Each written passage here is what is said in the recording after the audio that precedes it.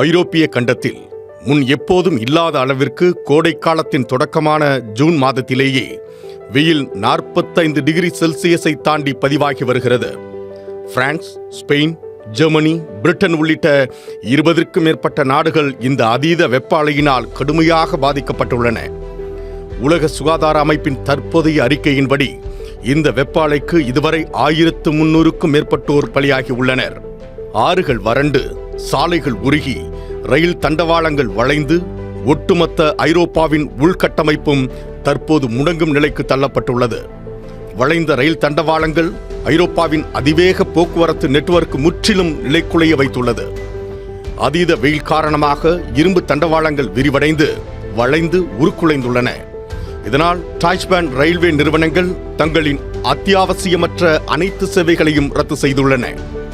ஜெர்மனியின் புகழ்பெற்ற ஆட்டோபான் விரைவு சாலையின் கான்கிரீட் அடுக்குகள் வெப்பம் தாங்காமல் வெடித்து சிதறியுள்ளன.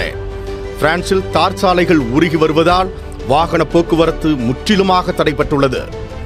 வெப்பத்திலிருந்து தப்பிக்க மக்கள் ஏசி மற்றும் மின் விசிறிகளை தொடர்ச்சியாக பயன்படுத்தி வருவதால் கடந்த 45 ஆண்டுகளில் இல்லாத அளவிற்கு மின்சாரத்திற்கான தேவை விண்ணை தொட்டுள்ளது. பிரான்சின் வடமேற்கு பகுதியில் உள்ள மின்மாற்றிகள் வெப்பத்தால் வெடித்ததில் ஒரே நாளில் 1,00,000க்கும் மேற்பட்ட வீடுகள் இருளில் மூழ்கியுள்ளன. பிரான்சின் முக்கிய அணுமின் நிலையங்களை குளிர்விக்க பயன்படும் ஆறுகளின் நீர் ஆபத்தான அளவை விட வெப்பமடைந்துள்ளது. இதனால் ஆற்று சூழலியலை பாதுகாக்க பிரான்சின் EDF மின் நிறுவனம் அணுமின் உற்பத்தியை குறைத்துள்ளது. இது மேலும் மின் தட்டுப்பாட்டை ஏற்படுத்தியுள்ளது. ஐரோப்பிய வீடுகளும் பள்ளிகளும் குளிர்காலத்திற்கு ஏற்றவாறு வெப்பத்தை தக்க வைக்கும் தொழில்நுட்பத்தில் கட்டப்பட்டவை. அவை இந்த 45 டிகிரி வெப்பத்தை தாங்க முடியாமல் வெப்பக்குடுவை போல மாறியுள்ளதால் பொதுமக்கள் வீட்டிற்குள்ளேயே மாரடைப்பு மற்றும் ஹீட் ஸ்ட்ரோக் ஏற்பட்டு உயிரிழக்கின்றனர். பிரான்ஸ், நெதர்லாந்து, குரேஷியா மற்றும் இத்தாலியின் 18 முக்கிய நகரங்களுக்கு உச்சக்கட்ட ரெட் அலர்ட் விடுக்கப்பட்டுள்ளது.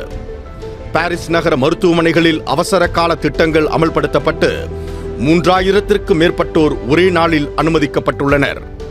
வெப்பத்தின் தாக்கத்தால் நீர்நிலைகளில் குளிக்க சென்ற 40ற்கும் மேற்பட்டோர் நீரில் மூழ்கி உயிரிழந்துள்ளனர்.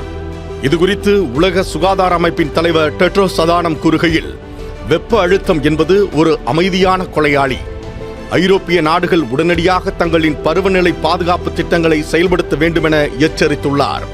மனிதர்களின் செயல்பாடுகளால் ஏற்படும் உலக வெப்பமயமாதலே ஜூன் மாதத்தில் இத்தகைய கொடூரமான வெப்ப அலை ஏற்படுவதற்கு காரணம் என உலக வானிலை பண்புக்கூறு விஞ்ஞானிகள் உறுதிபட தெரிவித்துள்ளனர்.